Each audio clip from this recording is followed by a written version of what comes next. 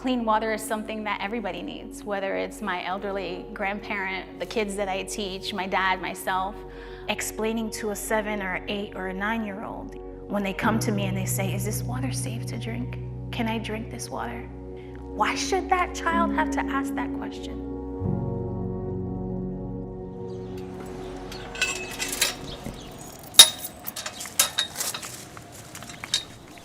So this is the only way to get water outside. And you can see it's all starting to come apart a bit. And this is how we water the little tiny community garden back here. But sometimes I have little bottles and I have to fill them up with spring water, try to water plants too. And that's real difficult. So that I'm not getting all the lead that's coming from the house and putting it into the soil. I've been watering them with spring water, but then that's the spring water that I use to make my food and to drink with. I do have filters on the faucet, and I use the filters to wash other things. But I try not to cook or eat with the water that comes out. That corrosive, if it can do that to metal, imagine ingesting that. My name is Anthony Diaz, and I am one of the co-founders of the Newark Water Coalition. Most urban cities have issues with their water. NRDC released a report, and it said chances are if you live in a community of color, there is a problem with your water system. So the first question we get asked all the time is this environmental racism? Yes, point blank period. This is environmental racism. Why is it disproportionately affecting people of color? And it's because, people can get away with it here. People can sweep problems under the rug. And that's where, folks like us come in and we're trying to fight this.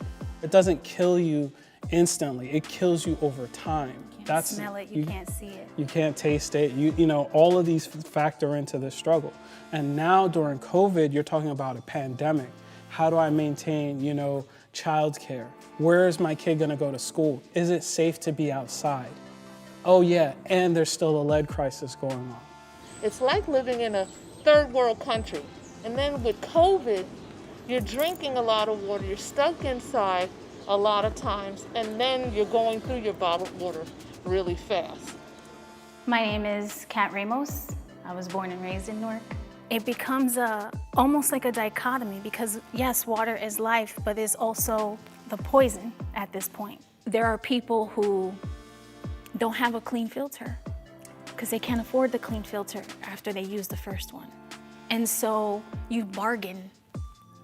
My kids need to eat. We gotta wash this stuff. We just have to take our chances.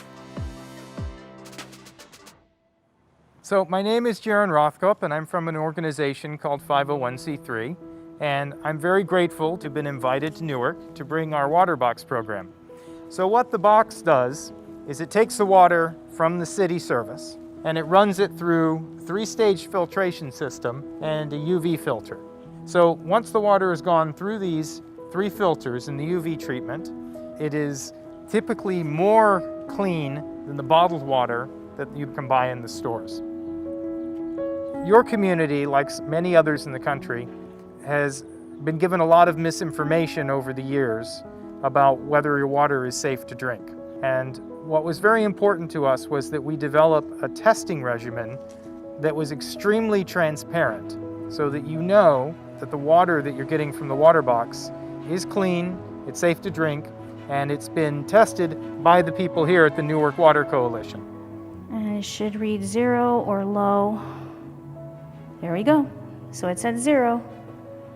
The last part of the program is that we wanted to make sure that there was no cost to NWC over the life of this program. You have this inherent trust that once you turn that faucet on, that water is clean, that water is safe to drink. And in the city of Newark, they cannot say that right now. And that's a problem. This is right and wrong. This is poisoned water versus unpoisoned water, clean water versus unclean water.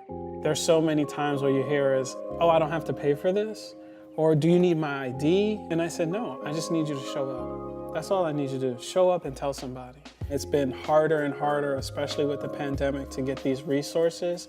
And so this has been an absolute blessing because it's going to change the game completely for us. Being able to connect it anywhere and provide this resource without going to a store, without needing money, this is going to change the Newark Water Coalition and the city of Newark. And as long as we have jugs and as long as we have containers, we can put it in people's hands, we can give that water out. If we really want to heal, then we can heal as a community. We can come together and lean on each other. I'm a dealer of hope. You can't be an activist, you can't be an organizer and not have hope. This water crisis can be fixed with us like that.